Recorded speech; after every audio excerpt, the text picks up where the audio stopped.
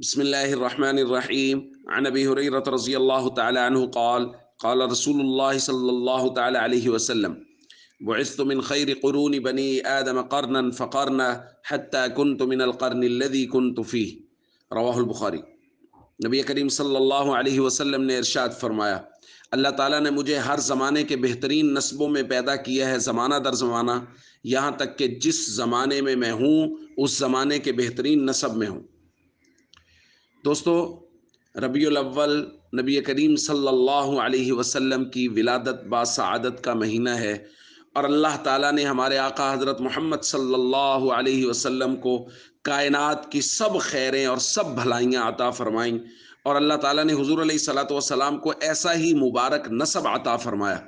خود نبی پاک صلی اللہ علیہ وسلم ارشاد فرماتے ہیں، ان اللہ اصطفیٰ من ولد ابراہیم اسماعیل، اللہ نے ابراہیم کی اولاد میں سے اسماعیل کو چنا، واصطفیٰ من ولد اسماعیل بنی کنانہ، اور اللہ نے حضرت اسماعیل کی اولاد میں سے بنو کنانہ کو چنا، واصطفیٰ من بنی کنانہ قریشہ، اللہ نے بنو کنانہ میں سے قریش کو چنا، واصطفیٰ من قریش بنی ہاشم، اور اللہ نے قریش میں سے بنو ہاشم کو چنا، واصطفانی من بنی ہاشم، اور حضور نے فرمایا اللہ نے بنو ہاشم میں سے میں محمد کریم صلی اللہ علیہ وسلم کو چنا۔ تو کائنات کے ہر زمانے کے مبارک اور پاکیزہ نسب کے لوگوں کو اللہ نے چنا، اور ان میں ہمارے آقا حضرت محمد صلی اللہ علیہ وسلم کے نسب مبارک کو رکھا۔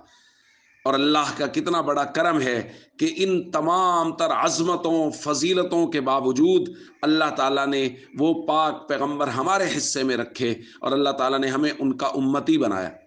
دوستو، نبی پاک صلی اللہ علیہ وسلم کے امتی ہونے کے ناطے بہت ساری ذمہ داریاں ہیں ہم پر، اس لیے ہم سب کو کوشش کرنی چاہیے کہ وہ ذمہ داریاں پوری کریں۔ جو اللہ تعالیٰ کے احکام ہیں، جو نبی پاک صلی اللہ علیہ وسلم کے طریقے اور حضور کی سنتیں ہیں، ان پر پورے کا پورا عمل کریں، اور ہمیشہ اپنی زندگی کو حضور علیہ الصلوۃ والسلام کے مبارک طریقوں کے مطابق گزارنے کی کوشش کریں، کیونکہ حضور علیہ الصلوۃ والسلام کی امت میں آنا یہ کوئی چھوٹی سعادت نہیں ہے، یہ اللہ تعالیٰ کا بے حد اور بہت بڑا احسان ہے، اور اس احسان کو ماننا چاہیے اور اس کا شکر ادا کرنا چاہیے، اور اس کا طریقہ یہ ہے کہ فرائض اسلام، ارکان اسلام کی پوری پابندی کریں، اور نبی پاک صلی اللہ علیہ وسلم کی سیرت کے مطابق زندگی گزارنے کی کوشش کریں۔ السلام علیکم ورحمۃ اللہ وبرکاتہ۔